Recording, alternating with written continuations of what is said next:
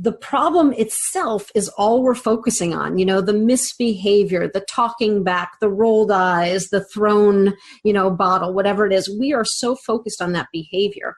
But the conflict cycle teaches us that before that behavior ever occurred, there was this whole set of thoughts, perceptions, feelings, reactions from other people that grew and grew and led to that behavior. So if as adults we go in and we're just paying attention to the behavior, we just punish the behavior, or we just react to it, what we're missing is everything inside the child that really, really is important and led up to it.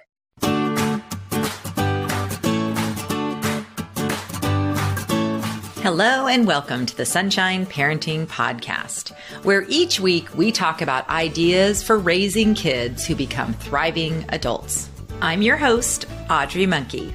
I'm a summer camp director, writer, and speaker, and I've had the privilege of working with thousands of children, teenagers, young adult counselors, and parents over the past 3 decades. My husband, Steve, and I are raising 5 kids who currently range in age from 15 to 25. So my interest in raising kind, optimistic, self-reliant kids who become thriving adults is personal as well as professional. Hello, Sunshine Parenting listeners. Episode 97 is a conversation with Signe Whitson about her book, Parenting the Challenging Child. You may remember Signe from back in episode 66, which was about her research and article about distinguishing between rude, mean, and bullying behaviors in children. In this conversation, we cover a lot of material from her book, Parenting the Challenging Child, the 4-step way to turn problem situations into learning opportunities. Signe's book is based on her work at the Life Space Crisis Intervention, which is an organization dedicated towards training teachers, counselors, and parents in how to appropriately respond to challenging behaviors from kids and to better understand the conflict cycle that we can get into with kids when they are exhibiting bad behaviors, and how we as adults can help break that cycle.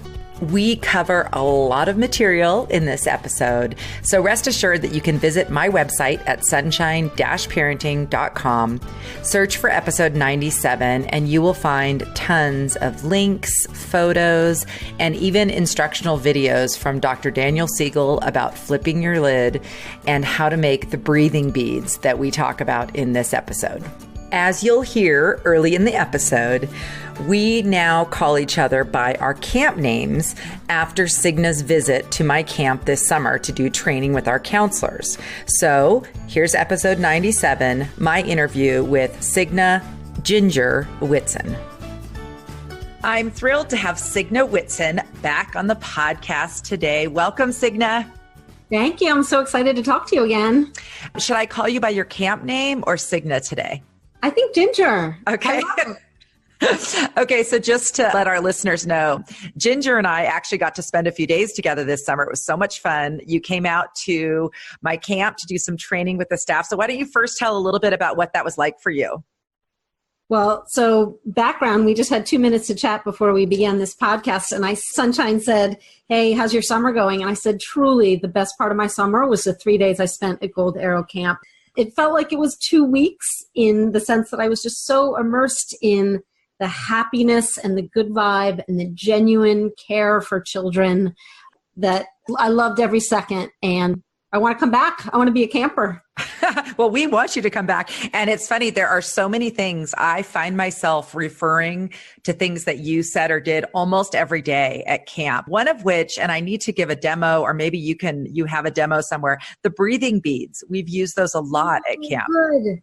Awesome. So maybe you could just talk for a minute about the breathing beads and how you use those at your school. Yeah, absolutely. So breathing beads are a tool. So background, one of the most important tools that kids have for calming down is deep breathing. And second only to breathing is movement. When kids' brains are escalated and we need them to calm down, the best thing they can do is breathing. The second best thing they can do is movement. But if you tell a young child or an adult for that matter, just take a breath, usually they'll say, I tried that. That doesn't work. So what I've found with little kids is that if I can make breathing, that slow, deep, rhythmic breathing, fun for them and engaging, it's much, much more effective and they don't resist it. And one of the best ways I found to do is to just use some really simple string and pony beads. And there's a super easy way to string these beads, which I was able to show all of your counselors, and I'm assuming they could show the kids. But basically, when you have 10 beads on a string, and for each bead, you just pull it down while you're taking a slow, deep breath. And I tell kids that while you're pulling each bead down, the only thing you should be focused on is the bead. So if there's any other thoughts of frustration or sadness or fear or whatever it is, just have them go out of your mind and just put your focus on the beads. So what that does is it gives kids the opportunity to have these 10 really good cleansing breaths that can help their brain just settle down a little bit. And also it gives them a little respite from that intense focus on the thing that they're upset about. It just helps them think of something calming for a bit of time.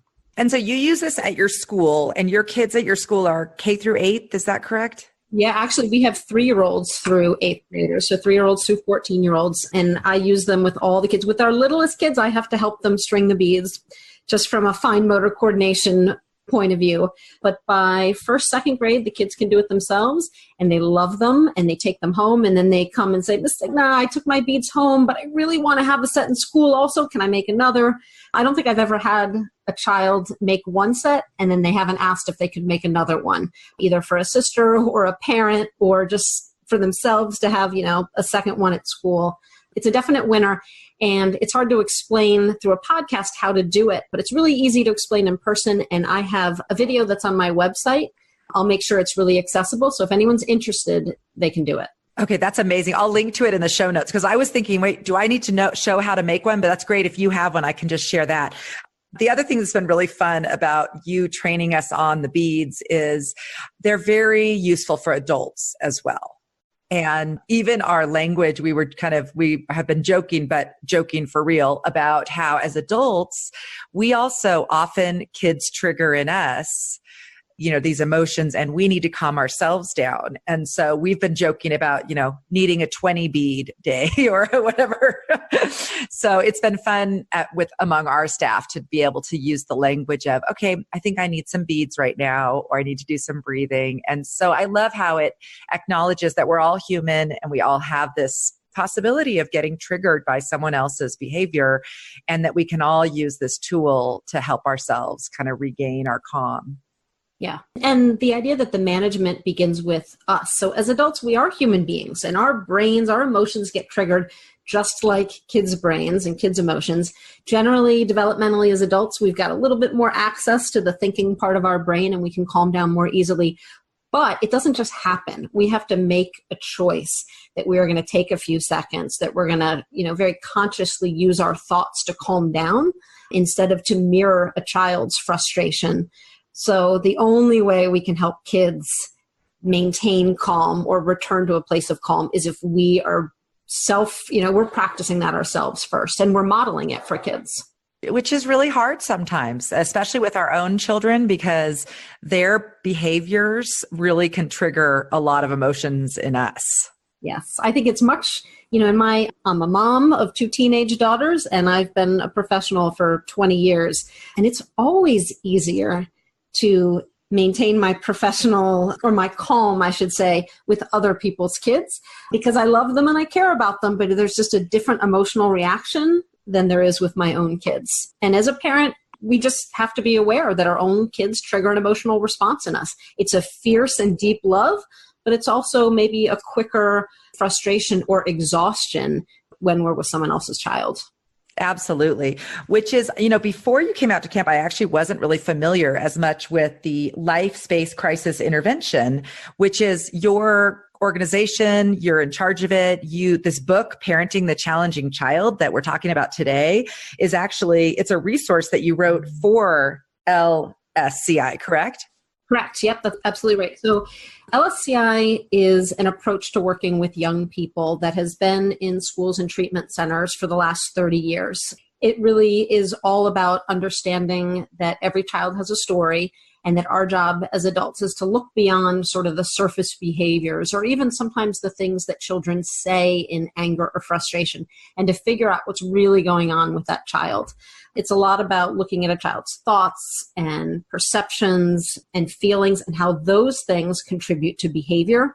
And then LSCI also has a big component about our role as adults, and are we responding to kids in ways that escalate conflict or de-escalate conflict.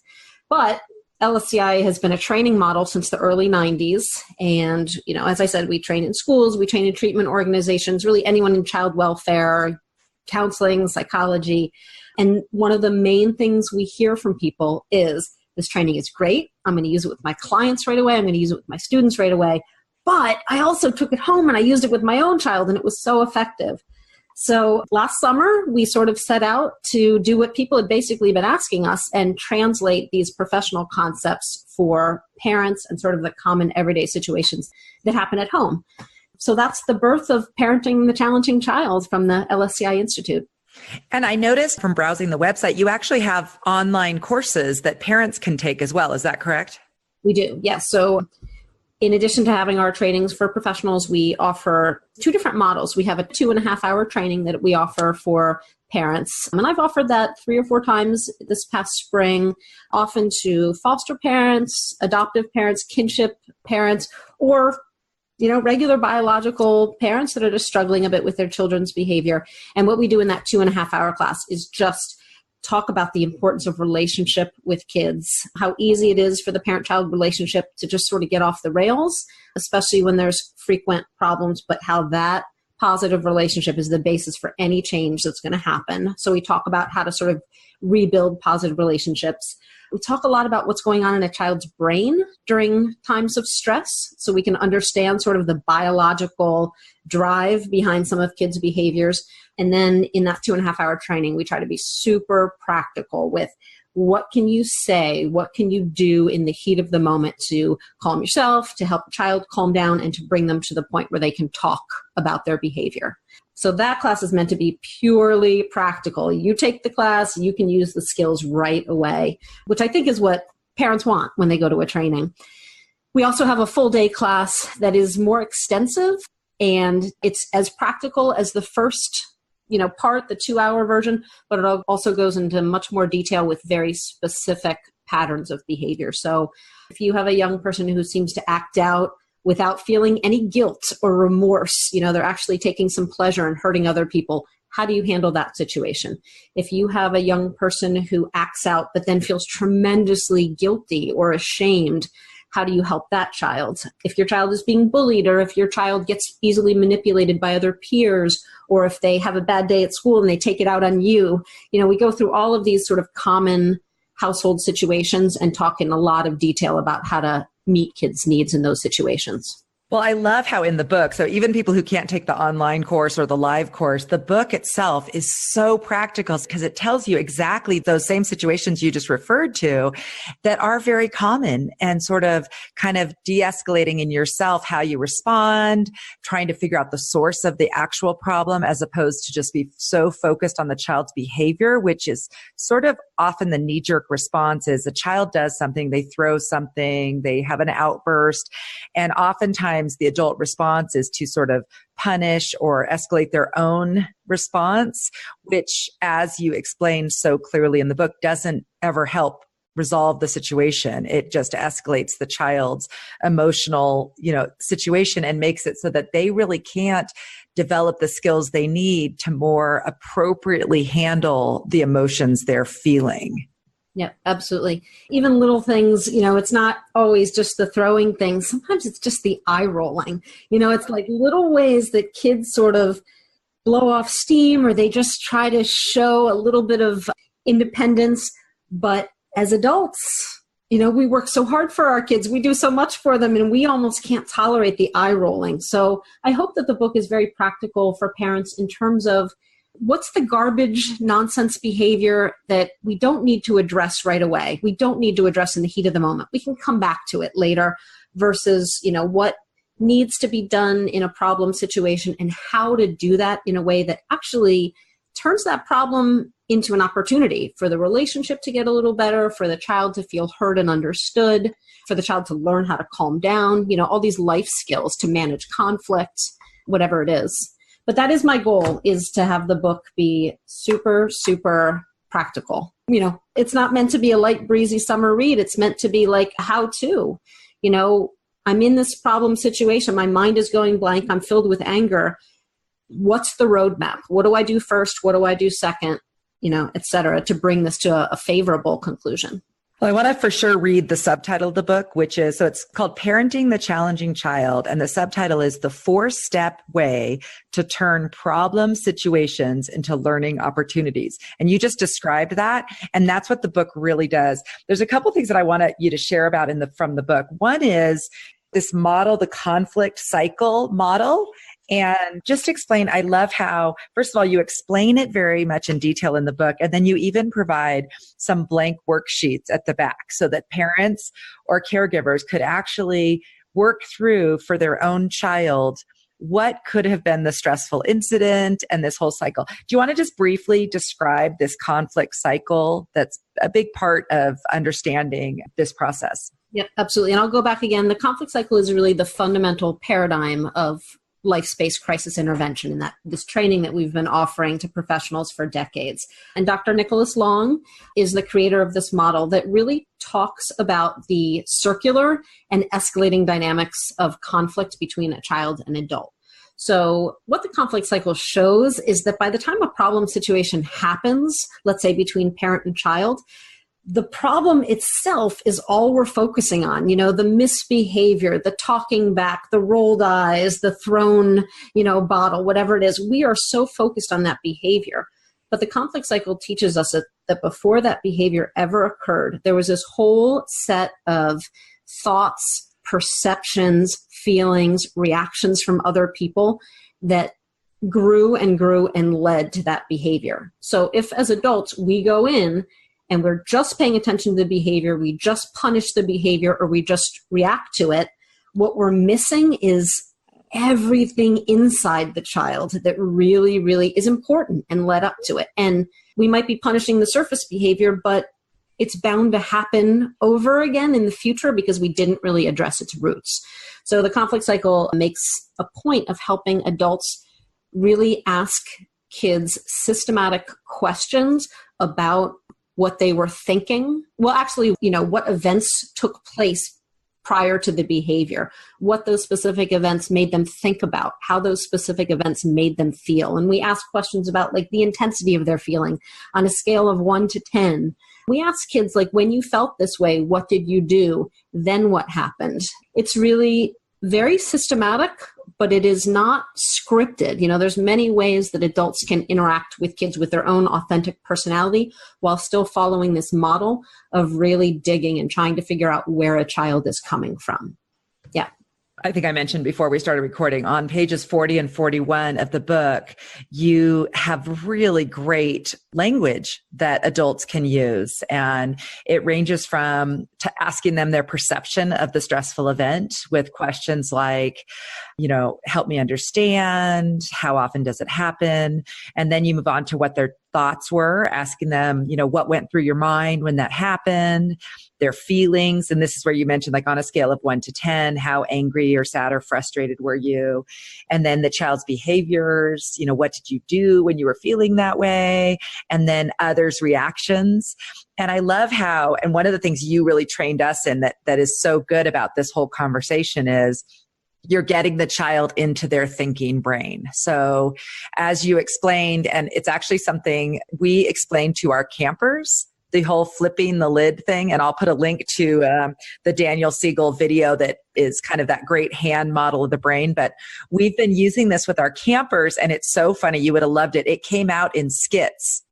Kids were doing the brain flipping in skits. So why don't you just briefly explain that whole concept of how these conversations help kids kind of get away from just the purely emotional amygdala response into the more thinking response? Okay. So we tried in the book and LSI training, when I came to camp, we tried to take some basic neuroscience, acknowledging that the brain is really, really complicated and complex, but also saying that, when it comes to problem behavior for kids, there's just two parts of the brain that we can really look at.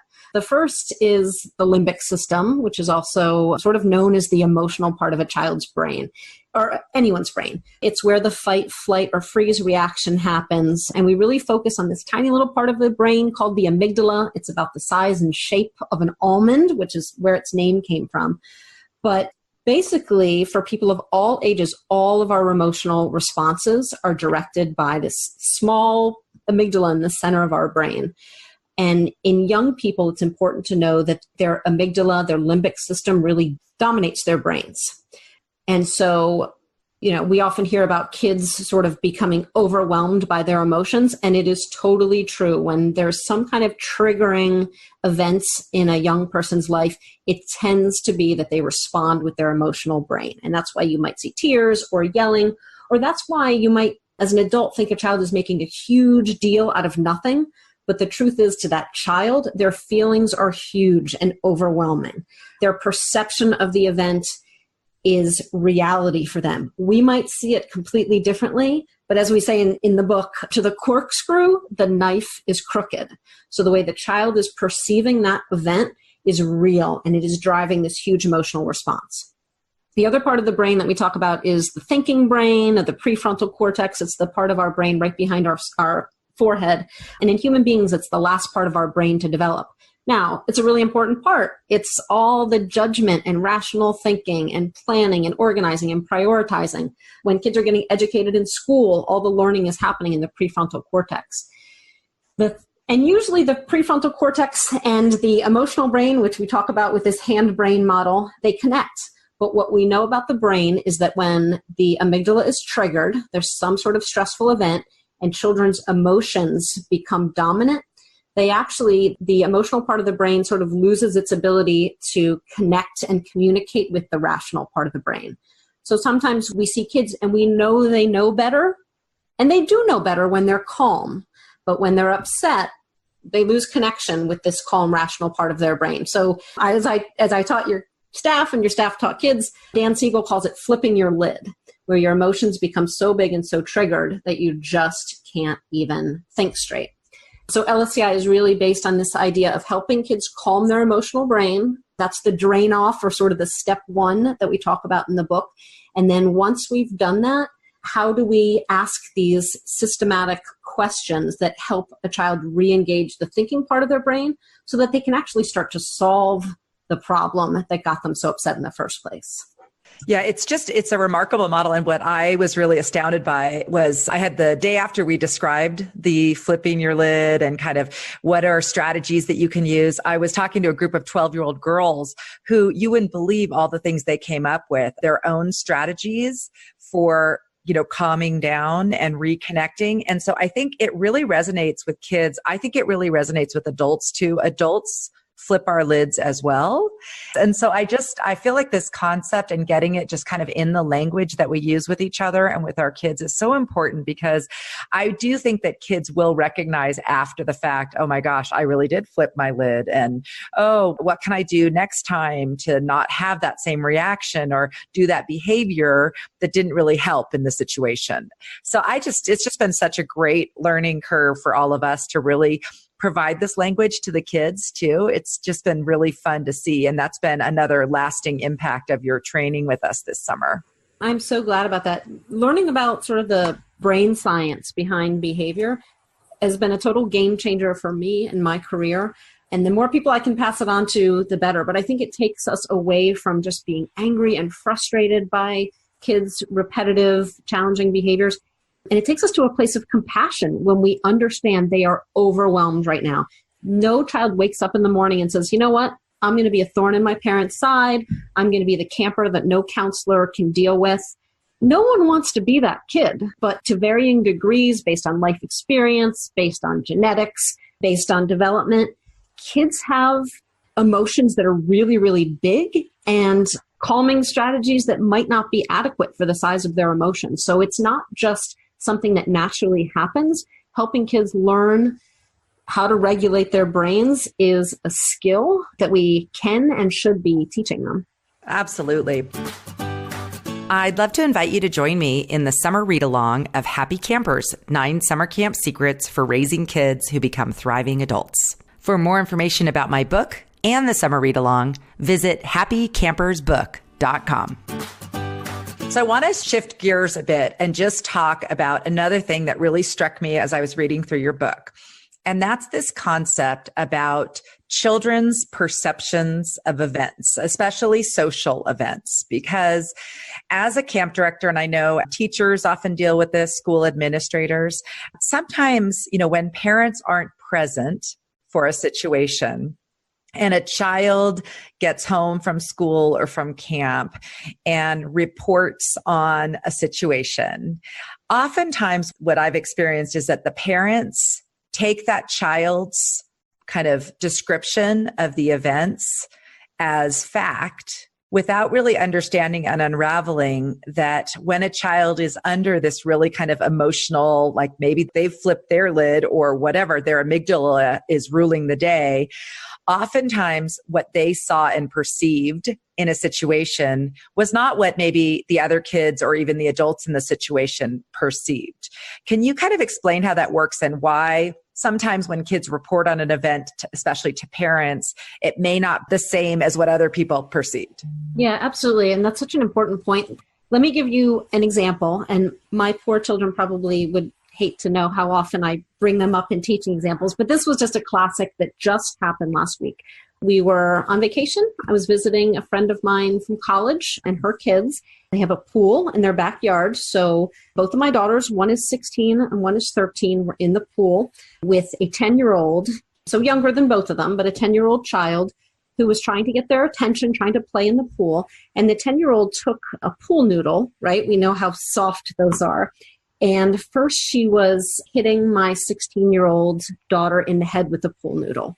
And I'm just sort of sitting back there watching it. And I see that my 16-year-old just turns around and laughs and, turns back, is playing with somebody else. And then, maybe it started to annoy her a little bit that she keeps getting whacked on the head. So she just sort of playfully started to engage with the 10-year-old mutually with this pool noodle. Now, 5-10 minutes later, it's my 13-year-old's turn to be in the pool playing with the same 10-year-old. And the 10-year-old starts to whack her on the head with the pool noodle. And within seconds, my 13-year-old got out of the pool and she came over and said, "Mom, she doesn't like me." And I said, "What do you mean? What's going on? Tell me more about that." And she said, "Well, she keeps hitting me in the head with the pool noodle. I don't know why these kids, they like Hannah so much, but I don't know how to get along with kids. They just don't like me." And I thought, what a remarkable example of the same 10-year-old doing the same exact thing to both kids. I have one child who naturally is comfortable with little kids, and so she saw it as playful. And even when it started to annoy her a little bit, she knew how to interpret it. I have a 13-year-old who's wonderful with kids her own age and wonderful with animals, but she doesn't quite get little kids, for whatever. So she perceived the exact same behavior completely differently. And if I hadn't been sitting there watching the whole thing, when she came, my 13-year-old came and said, "Mom, this girl's hitting me on the head over and over, and I've told her to stop and she keeps doing it," I would have jumped to a huge conclusion. I might have thought the 10-year-old was a bully. I might have thought the 10-year-old was a brat. I might have thought the 10-year-old needed to be disciplined. Seeing it with my own eyes helped me to realize the 10-year-old was using a 10-year-old way to try to engage an older kid. And it had worked early, 5 minutes earlier, so why not try it again? But I just think that kids perceive things based on their own set of beliefs about themselves, about others, about the world. They have thoughts, feelings, and behaviors related to that set of perceptions. And as adults, it's really important for us to ask questions and examine those perceptions, because sometimes a child is dead on and the way they perceive something is exactly right, and sometimes not. And it doesn't mean they're lying. My daughter wasn't lying when she said that a 10-year-old kept whacking her on the head, but her perception that it was malicious was really, really different from my other daughter's perception, I think from the 10-year-old's perception, and from my perception sitting there watching. So it's worth asking questions, right? It's worth knowing how a child perceives the world. And only by doing that could I begin to help my 13-year-old daughter sort of figure out what was really going on and how to cope with that situation instead of getting so angry that she wanted to just leave the pool and not play anymore and feel so upset.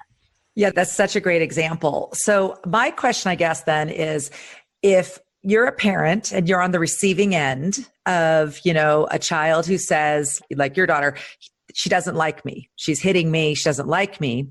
If you weren't there and you didn't see it yourself, what are some good questions to ask where you're validating that your child definitely has these emotions, definitely perceived it that way, without, I guess, jumping right away to, my child's the victim clearly here. Everyone else was doing things wrong.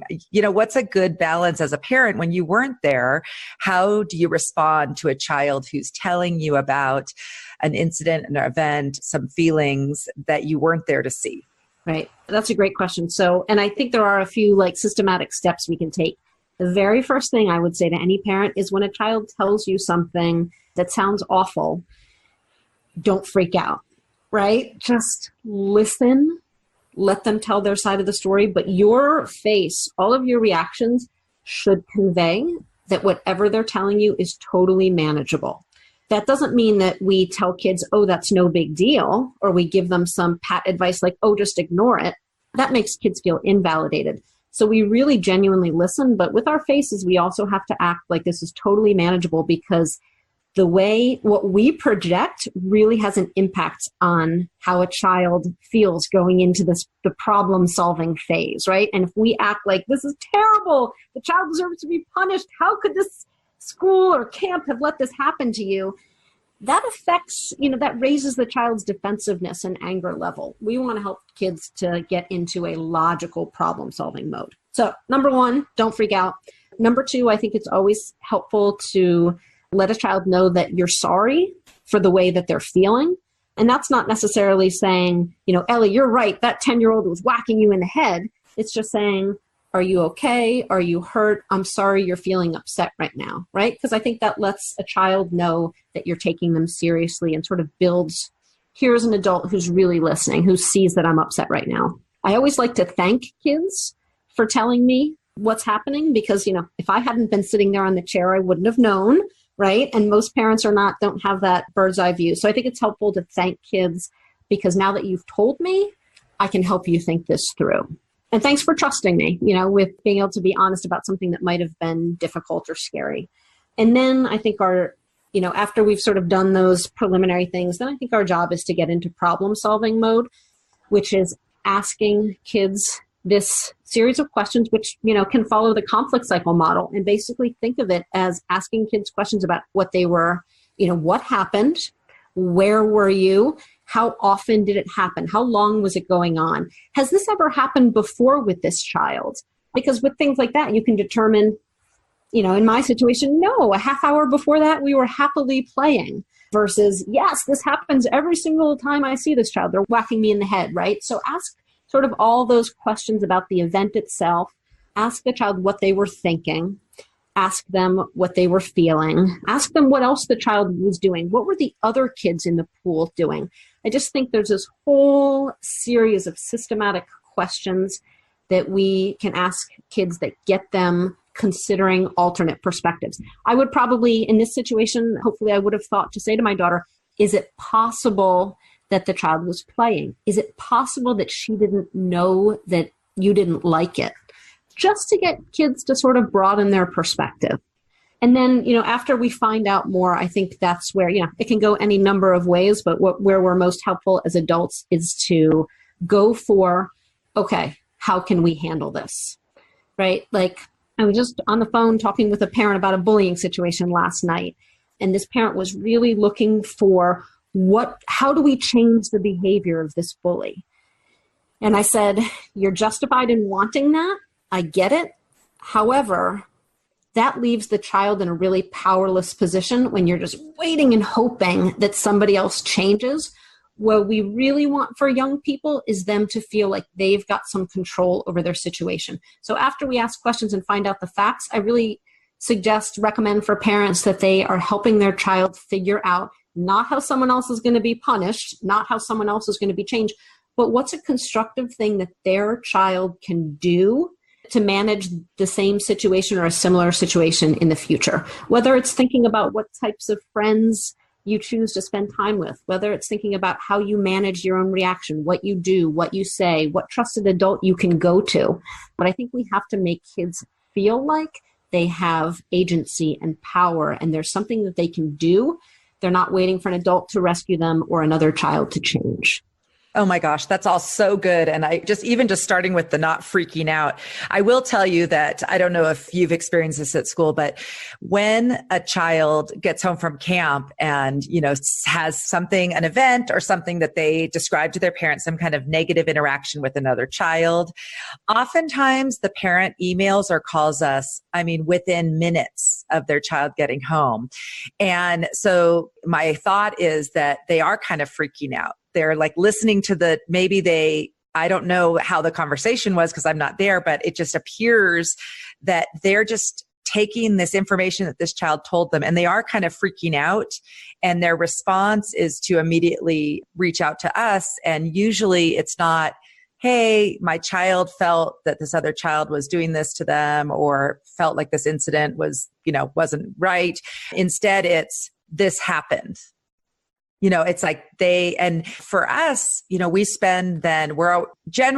pretty aware of what's going on with kids. We have small groups. The adults are right there. We do a lot of assessment, like we have a mid-session confidential evaluation and an end of session. So we give kids opportunities both in daily private check-ins with them and in these evaluations for them to let us know what's going on. So we generally feel like we have a pretty good handle on kind of incidents or if kids had an argument, how it was resolved and that kind of thing.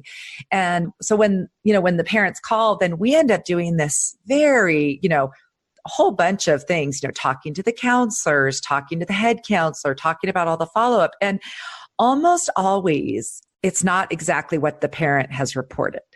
Yeah, I do experience this as a school counselor all the time. And I'm usually on the receiving end of a child going home from school and telling their parent about something.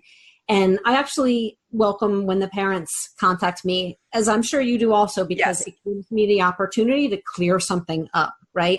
And maybe what the child told them is exactly true. And there's some work for me to do at school. But I'd say upwards of 90% of the time, there's a grain of truth in what the child told their parents, probably fueled by a lot of feelings over a situation, usually embarrassment or shame or, something being left out of a situation. But there's also a huge amount of detail and context that they didn't have a chance to tell their parents, whether it was because they were so overwhelmed at the moment that they weren't thinking of that detail, or whether it was because they really wanted their mom or dad or caregiver to do was say, I'm really sorry that happened to you. To give them that sort of sympathy and that sort of attention. And so they only focused on the bad as a way of sort of getting that love and that attention that they needed. It's a shame, but it's also very biologically based, right? Our brains are wired for survival. And so our amygdala, the emotional part of our brain, it reacts to happy things, but it really reacts to danger, right? That's how human beings were able to keep safe many, many thousands of years ago, right? Our brains had to be wired to detect danger. And even though we're living in the 21st century and the dangers in our environment are not like a tiger who's about to eat us, instead it's a child who didn't include us, our brains are still hardwired to have a big reaction.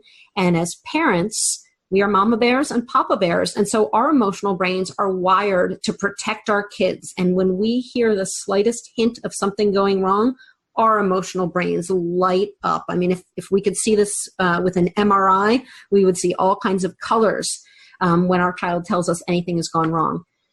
But it is our job to take our breath, to get our 20 breathing beats, to smell some lavender and vanilla, to go for a run, just to take a pause and engage the thinking part of our brain instead of this emotional one. Because most of the time when we make emotional-based decisions, we're not making the best decision. And I think kids need adults to role model that we can take a breath and handle things rationally and calmly, as opposed to just acting on the emotions of the moment. Kids will never learn how to make good decisions if the adults in their life are always acting on emotion. So, back to the don't freak out. Kids tell us things. It's our mama bear, papa bear, brain-based right to get emotional, but we also are not going to handle it well for our kids if we're just reacting without emotion. We've got to take some time to think and plan and talk about things and communicate in ways that are actually helpful. Oh my gosh, I so agree. And I think as a parent too, and I mean, you have 2 teenage daughters now, and I'm sure one of the things that I remember from my own kids is as they get older, they are exposed to some really crazy, sometimes dark stuff from other kids and in the world. And we want our kids to feel like they can come and talk to us about those things. So even if it's not something that someone else did to them, it's just something that's happening that they know about at school or whatever it might be. That ability I just remember really working hard to just stay calm, tell me more about that. Even if it was something that literally I thought, you've got to be kidding me that this is happening. And that, and the thing is that then they keep talking to you. And that's what we really want. And I feel like sometimes I just think parents need to get that message that stay calm, regardless of how bad it sounds, whether it's your child reporting something that happened to them or someone else. Oftentimes there's more to it, or maybe there's not. Like you said, it could be exactly right. But either way, the thing for your relationship with your child to stay strong, you need them to feel like they can come talk to you and that you're not going to flip your own lid when they tell you a story.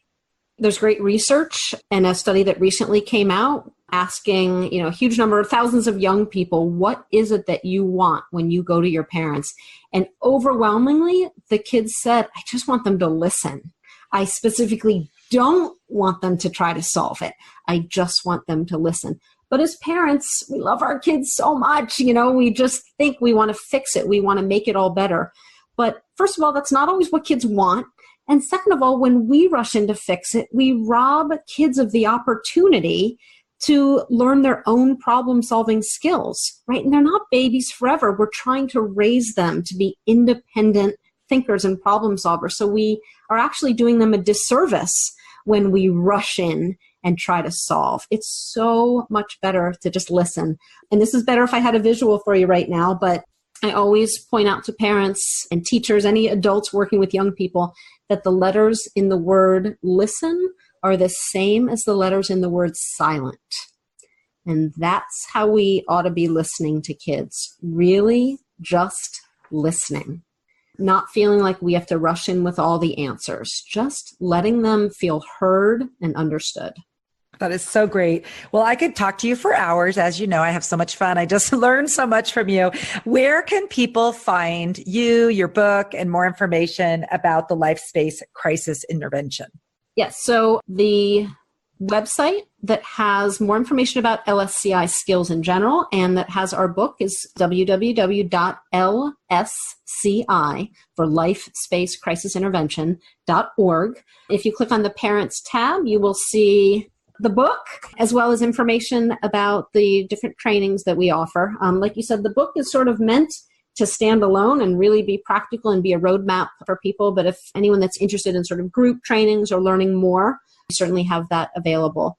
And my name, as you said, it's either Ginger, if we're going with my name, or Signe Whitson. I'm the COO of the LSCI Institute. So my contact information is on the website and through my book or through my own website, which is signewhitson.com.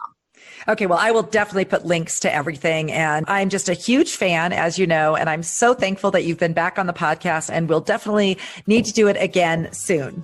Love it. And the fanship goes 2 ways. I love everything you're doing. Thank you so much for joining me for this episode of the podcast.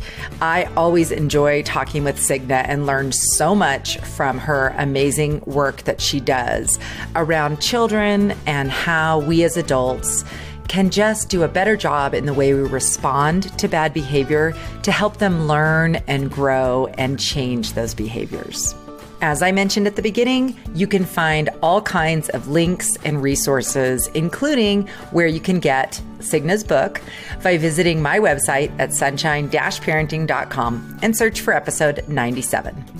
If you're a regular listener to the Sunshine Parenting Podcast, I just want to thank you for your support over these last few years as the podcast has grown. We're up to over 25,000 downloads of the episodes, and gosh, we're getting close to episode 100. I would really appreciate it if you enjoy the podcast, if you would take a moment to give the podcast a rating and a review in iTunes. As of the time of this recording, I have 56 ratings in iTunes, and I'd love to get up to 100. I highly recommend Signe's book, Parenting the Challenging Child, the 4-step way to turn problem situations into learning opportunities.